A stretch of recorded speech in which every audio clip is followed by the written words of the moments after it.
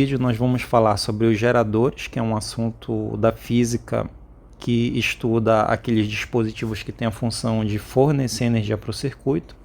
Então, todo gerador pode ser entendido como um dispositivo, a exemplo da pilha, bateria,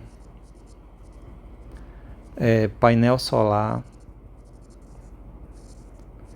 Então, todo dispositivo que fornece energia para um circuito e alimenta esse circuito, a gente vai chamar de gerador.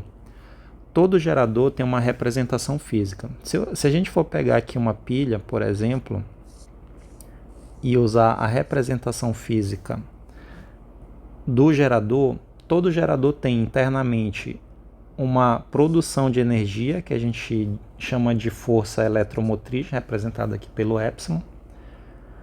E a gente sabe que internamente essa bateria também ela perde uma quantidade de energia devido à resistência interna dela, que a gente chamou aqui de R. Então, a tensão que aparece do lado de fora entre os pontos A e B de uma pilha geralmente é menor. Por quê? Porque a tensão efetivamente gerada aqui do lado de fora, ela vai ser aquilo que a pilha produz internamente, que é a força eletromotriz, que tem unidade de volts, menos aquilo que ela está perdendo internamente devido à resistência interna. A gente lembra, né, que a tensão ela é o produto da resistência pela corrente. Então, repetindo novamente aqui, todo gerador, eu usei aqui uma pilha como exemplo, né? Todo gerador tem uma tensão útil, que é chamada de tensão útil, aqui em cima, que é aquilo que efetivamente ela gera internamente, né, que ela produz. Então ela produz internamente, só que também ela perde. Então se você fizer o balanço daquilo que a pilha produz menos aquilo que ela perde, você tem o que a gente chama de tensão útil na física. Eu trouxe aqui uma questão para a gente trabalhar essa ideia, que diz o seguinte: um gerador real de resistência interna igual a 0,5 ohms, vamos anotar aqui, é atravessado por uma corrente elétrica de 1 ampere. Vou anotar também bem aqui, 1 ampere.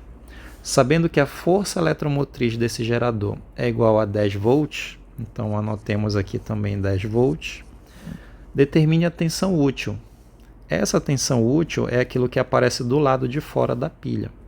Então vamos fazer esse cálculo aqui, lembrando que a tensão útil é a relação entre aquilo que ela efetivamente gera menos aquilo que o gerador está perdendo internamente, o produto R vezes I.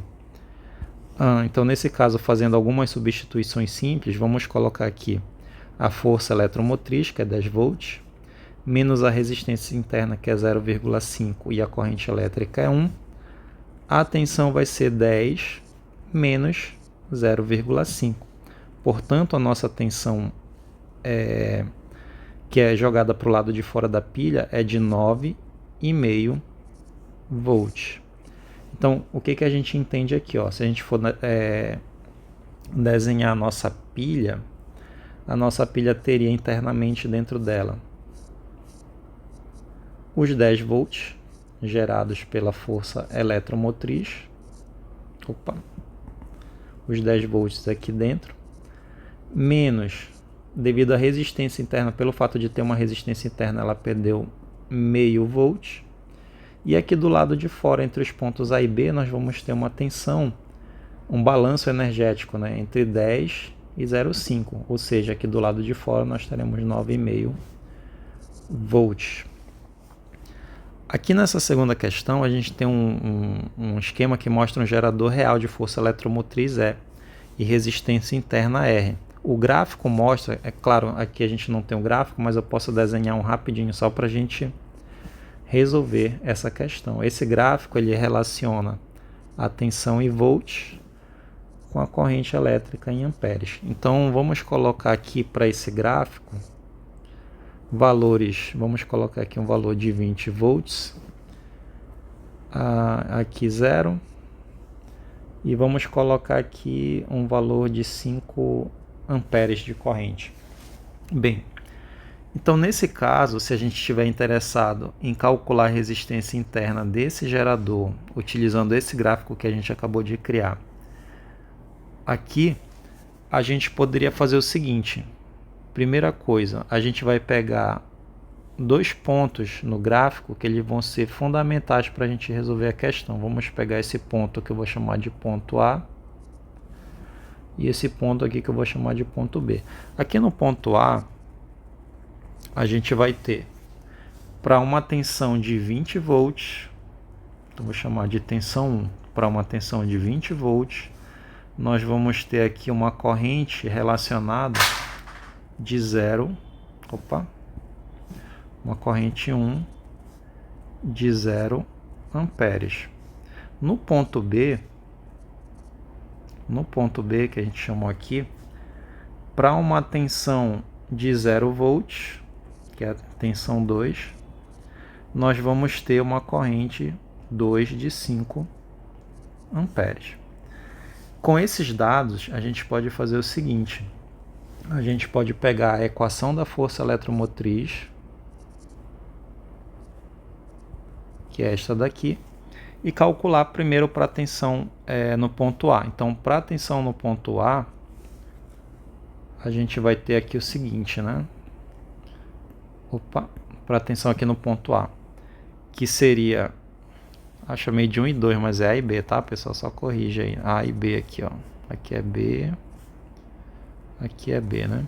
Então, para a tensão no ponto A, que é 20 volts, nós vamos ter aqui a nossa força eletromotriz, menos o produto RI. Só que como R a gente não tem e o I é 0, então isso aqui vai zerar. Obviamente que a nossa força eletromotriz vai ser uma força eletromotriz de 20 volts para esse caso aí.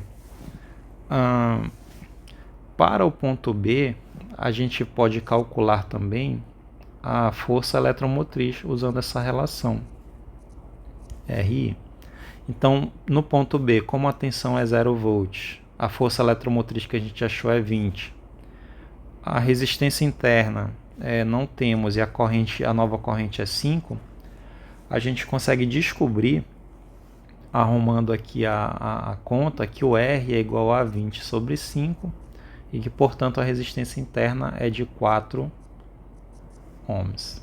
Então, a gente acaba de encontrar nesse problema a resistência interna, que é de 4 ohms. Se você quiser também, você pode calcular para qualquer valor de tensão, né, no gráfico aqui, e para qualquer valor de corrente, né? No caso, para esse gráfico específico, a gente tem esse valor de 4 ohms. Espero que você tenha gostado do vídeo. Tchau, tchau.